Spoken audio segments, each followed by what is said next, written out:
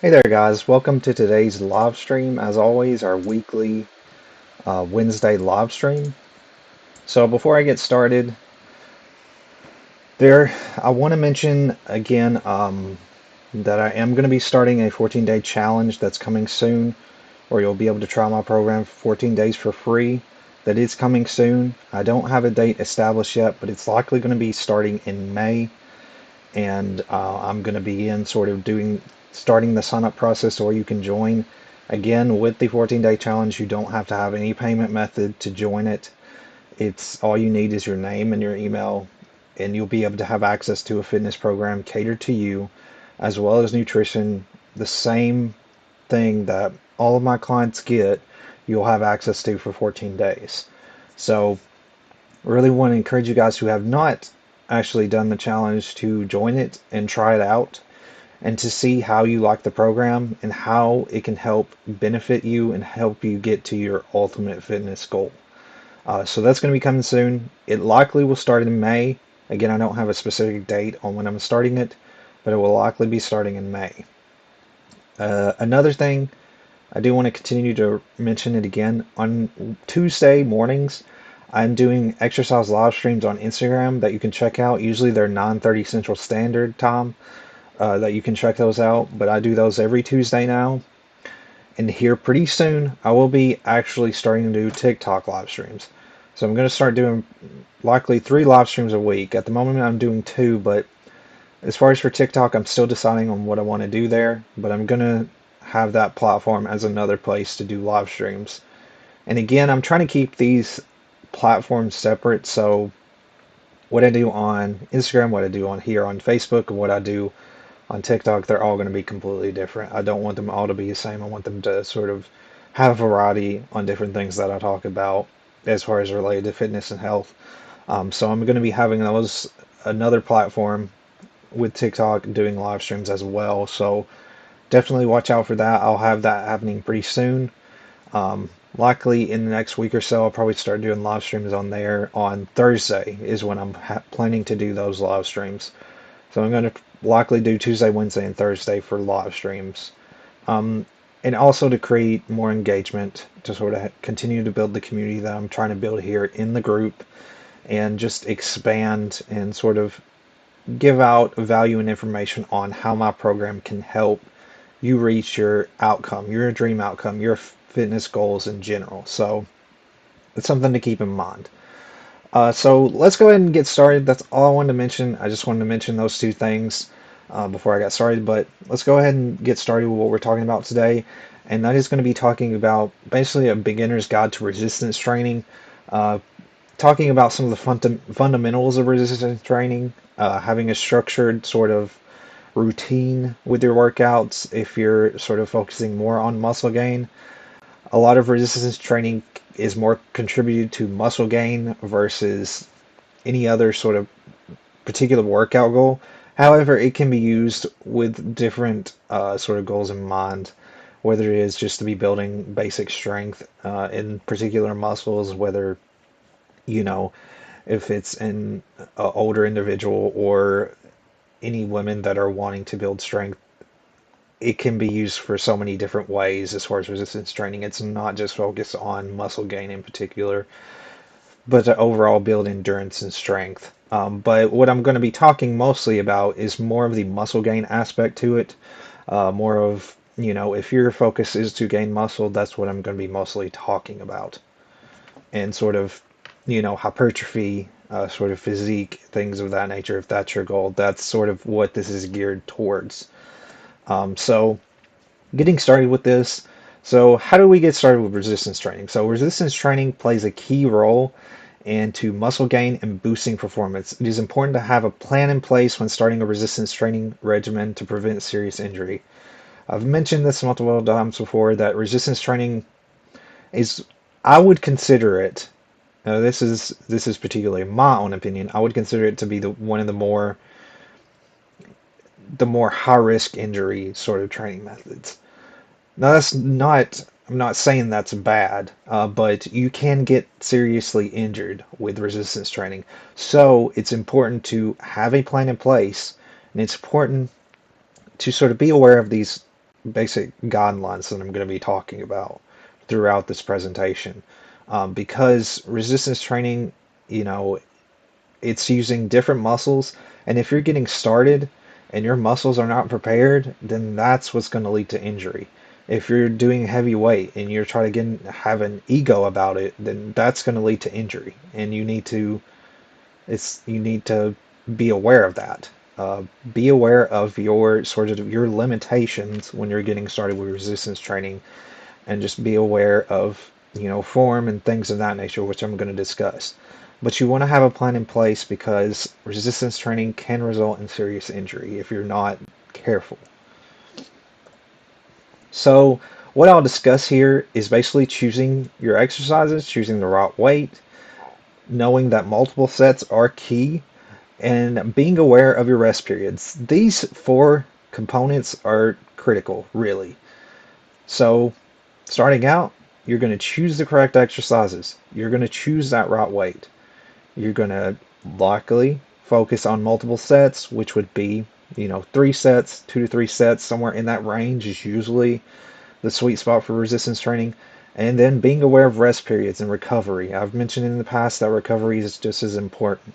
It's important in any goal, but it's extremely important when it comes to resistance training because of the act of muscle recovery.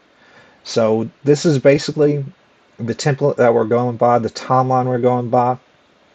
So what I'm going to get started with is choosing the correct type of exercises.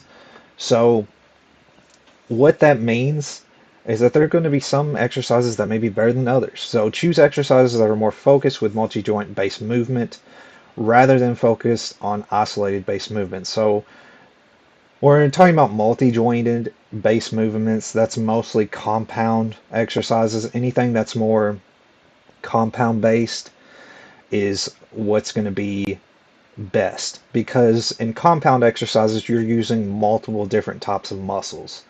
Um, it's going to be more challenging than single joint movements, which single joint movement is isolating that particular muscle. So there's different terms. You may hear multi-jointed or you may hear compound exercises. Uh, that's the same thing. So compound and multi-jointed are basically two of the same terms. And then your single joint is isolation. So you're isolating a particular muscle. Compounds just a bundle of muscles that you're basically targeting in a workout. So, for example, compare basically like you have with the bench press, which uses the shoulders and elbow joints, versus the dumbbell fly, which uses elbows only. So, again, when you're looking at the bench press, it's using two different joints to perform that particular motion. But when you're doing a dumbbell fly, it's focusing more on your elbows doing that particular motion. So basically, you're getting a little bit more benefits with targeting your chest, because both of those exercises are going to target your chest, the bench press as well as the dumbbell flies. However, the bench press is going to target more muscles, and it's going to sort of create more development of that particular muscle in that group of muscles. So it's not only going to target that chest muscle, but you have your shoulders and your elbow joints that are sort of working together with that motion. So you're sort of working those muscles, not only just targeting your chest. So that's something to keep in mind. Another example would be the squat. Squat uses so many different muscles to perform. It uses your ankles, hips, and knees to perform that particular motion. So that's something to keep in mind. Um, versus, so that's a primarily leg focused exercise. So, for example, another one would be a leg extension, which focuses mainly on sort of the extension of your knees. That's oscillating. So, for example, a good way that you can kind of notice the difference as far as compound and oscillation. So, when you go to the gym, if you see strength training machines, which are likely like machines that do a specific motion. So, like you have like a leg curl or you have, leg press, that is more oscillated. It's doing a specific motion. Whereas when you're using the barbell, like with a bench press, That is more of a dynamic motion, in other words, and it's using more muscles. It's not really oscillating, it's using a compound of muscles to perform that specific action. So that's something to keep in mind. And like with the squat, luckily with the squat, you're going to use a barbell. So you're not going to be restricted into a machine. So that's another thing too. When you're going to strength training machines, again, I mentioned in the past, that's great for beginners. Those types of machines are always great for beginners because there's not a whole lot of range of motion, and it allows you to be safe because you're locked into this particular motion, and it's less likely that you're going to get injury from that. So strength machines, anything like that, are more oscillated base, whereas when you're using a barbell or dumbbell, that's more a compound. It's using a bunch of different muscles together to perform the action. So another thing is too, is shooting the right weight. So reaching your target rep is key. So choose weights that allow you to reach to the proper target rep of 8 to 12 reps, while allowing you to have proper form during each exercise. This is really important. Um, like I can attest to in the past, and I've sort of mentioned it before, where I've kind of gotten an ego and I've went too heavy on weights and have not realized my limitations. And then that's what's led to me getting an injury, especially when it comes to the chest press. I've had an injury before with my wrist because I wasn't strong enough in my wrist. That was another thing that I wasn't aware of. I sort of injured my wrist from the chest press doing that workout. But it was because I was part of it was because I was using too heavy a weight. That was my fault for not using the proper weight and not, going into that progressive overload. I was going a little bit too heavy, and I should have gradually increased that weight. So that's something to keep in mind, because weight is important because that's often when you're doing too heavy and you're not having the proper form, those two do not mix, and that's when leads to injury. So start with a weight that you know you can lift. Don't have an ego about it. Start with something that you know you can lift that allows you to reach the target rep of between 8 to 12 reps. So if you get started with a plan, focus on starting with weight that's comfortable for you. And when you feel like you're getting a little bit too comfortable with that weight, then that's when you increase. That goes back into talking about progressive overload. But do not change until you feel comfortable with your form on that particular sort of rep range. When you're, say, for example, maybe lifting 25-pound dumbbells and you're doing dumbbell curls. So until you get comfortable with that 8 to 12 rep range and your form is in the proper place, then that's when you need to start increasing your weight. When you're getting too comfortable, if you stay there, that's when you're going to likely plateau. So you need to, when you're getting into that motion, you're getting used to that rep range, you're getting used to that weight, is when you need to start to increase. Gradually increase. Don't go extremely heavy. Using weights, like for me, after the injury that I've had in the past, that was a while back, but basically what I do is I gradually use, like, if I use a barbell, I use a lot of those 10-pound and 5-pound weights along with the larger weights that I use to gradually sort of increase the increments of weight that I can lift, if that makes sense. That goes back into progressive overload. So you're constantly, when you get comfortable, it's time to challenge yourself. If you're comfortable with that, getting to that target rep range, and your form is correct, and you're keeping that consistent, then it's time to challenge yourself with a heavier weight. So that's basically what it's meaning, or what I'm sort of trying to explain when we're talking about choosing the right weight. So 8 to 12 reps is that rep range. And another thing, which is sets, which I'll likely talk about next, but that's something to keep in mind, is choose the right weights, don't go too heavy, and know the limitations that you have. So reps and sets pretty much are together. So multiple set workout is what you want to focus on. I do these every day. I always do. My main focus is doing 3 reps. Sometimes I do 4. It just depends on what, if I feel like challenging myself that day, but I usually focus on just 3 reps. So focus on 3 to 4 sets, or excuse me, 3 to 4. I focus on 3 sets, not reps. So focus on 3 to 4 sets with each workout. So warm-ups with multiple sets will help you reach the desired amount of reps. However, warm-ups don't count towards your intended outcome and goals.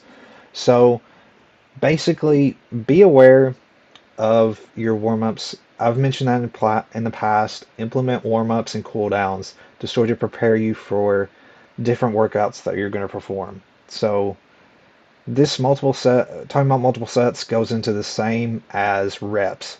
So sort of get comfortable with that range.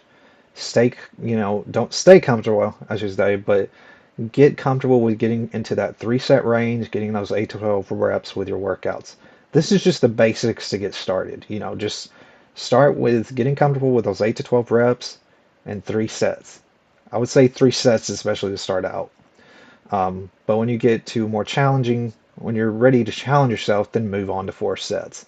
That goes into the same sort of concept, along with choosing the right weights, reps, and everything all together. Everything's just bundled together. Um, and to keep in mind, the warm-ups and cool-downs do not count towards the overall workout. They are a preparation of getting started with the workout. So it's something to keep in mind. When you're doing stretches and maybe you're doing foam rolling or anything of that nature, that is prepping your muscles to prepare for the next workout. So that's something to keep in mind. And that they don't count necessarily to sets or reps that you're performing in your actual workout. This is another important thing, is controlling the motion. So whether you're using light or heavy weight, this is very important.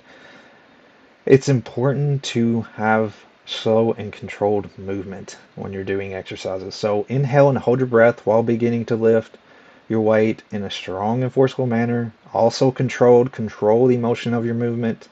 Don't go too fast. Go in a slow and controlled movement where you're using those muscles. And exhale your breath at the top of the motion and end the set. So you're going to inhale when you're starting to perform the lift, and then exhale at the end of the set. So this is another thing that goes into prevention of injury. Controlling that motion is important, and if you're going too fast and you're doing a heavy weight, that's going to lead to injury. But whichever weight that you use, always mention slow and controlled movements with the workouts that you're performing, especially lifting weights. It's very important. This is another thing that's very important, and I've mentioned it previously, is to always take a rest. You should take a rest between each set when performing good form and muscle failure. So a basic rest period between sets is usually 90 to 120 seconds. So it's likely roughly a minute is kind of where you want to stay as far as a rest period between particular sets that you're performing. So again, this requires focusing on at least a rest period of 90 to 120 seconds between each set. So again, you need to take a rest between each set to let your body sort of recover from that quick, those rep ranges and those rep sets, or not rep sets, but those sets. So that's something to keep in mind. And then this goes into another aspect of recovery. So you got your rest periods between the sets that you're actually performing during your workout, and then you've got recovery after workouts. So this is another aspect of, sort of the recovery.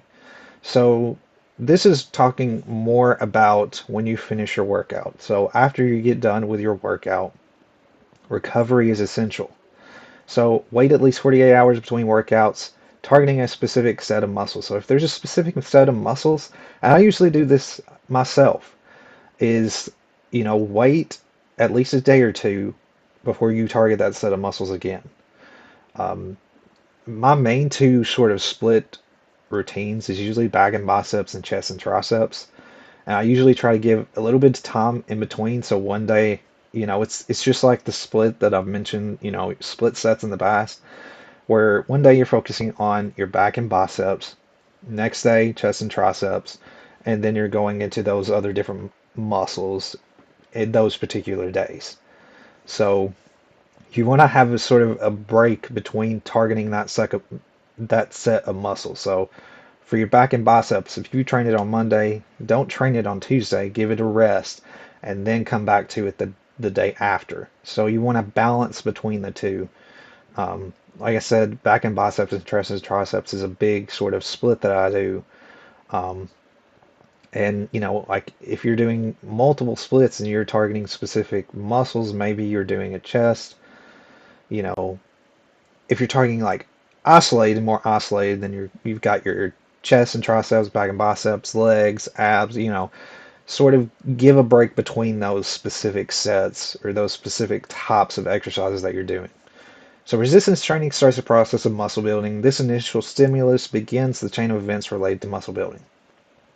So be aware that some muscles can have delayed onset muscle soreness, which is known as DOMS, depending on the resistance training exercises you performed. So again, this helps with that muscle building process. Your muscles have to recover, they have to repair after you are doing workouts. Every time you do a workout, after you finish a workout, you are breaking down those muscles, you're damaging those muscles, and they have to repair. So recovery is what helps with that aspect. Sometimes, with some people, they sort of get addicted to the feeling of working out, but you have to have that recovery period. You have to have that time for each of the muscles to rest. Your body needs that rest to get the gains that you're seeking. So that's something that you need to keep in mind. Alrighty, so that's pretty much all I have for you guys today. I hope that you found this helpful. Again, this is a great sort of beginner's guide on getting started with resistance training, and I hope that you found it valuable. If you want to learn more or you have any questions about anything I've talked about today, you can send me an email with what I've provided here, as well as a text to my phone or a call as well. But let me know that it's you so that I know who I'm talking to, because usually I don't answer if it's somebody I don't really know, or it's a random number sometimes. So just let me know that it's you, and I would be willing to answer any of the questions you have. You can always message me too here on Facebook, any other platform that I'm on. You can message me there as well. Um, but I hope that you guys found this valuable. Again, resistance training is a lot of the main focus as far as you know who I want to help and people who are getting started with resistance training and sort of focusing on that muscle gain aspect. So that's something that's really sort of a big part of why I got into sort of being a personal trainer, online fitness coach. That's just a big aspect of it. So I'm really happy to be able to share more of this information with you guys and just to expand upon it, especially give you something that's more digestible that you can take in, because that's what I try to do is condense these and make it digestible to understand. But if you have any questions, just feel free to let me know what I've provided here or message me. Um, Again, I want to reiterate before I end this live stream that I will be doing a 14-day free trial, 14-day challenge that it will be for my online fitness training, where you can try for 14 days for free. I will definitely share that pretty soon. You'll be able to sign up with like a link that'll have where you put in your name and your email. That'll be soon. I'll share that. So watch out for that. Instagram. Definitely check out my live streams I do on Instagram. I talk about form of various different exercises this week. These past few weeks, I've been talking about SMR foam rolling and stretching based, not exercises, but more stretches, warm up, and cool down phase type stuff, which is very important for any workout. So definitely check those out. I usually do those Tuesday at 9:30. That's sort of been 9:30 Central Standard Time, AM. And that's sort of been the target time I've been doing those. If it changes, I'll let you guys know, but I usually do those every Tuesday. These Wednesday live streams are continuing at 12, of course.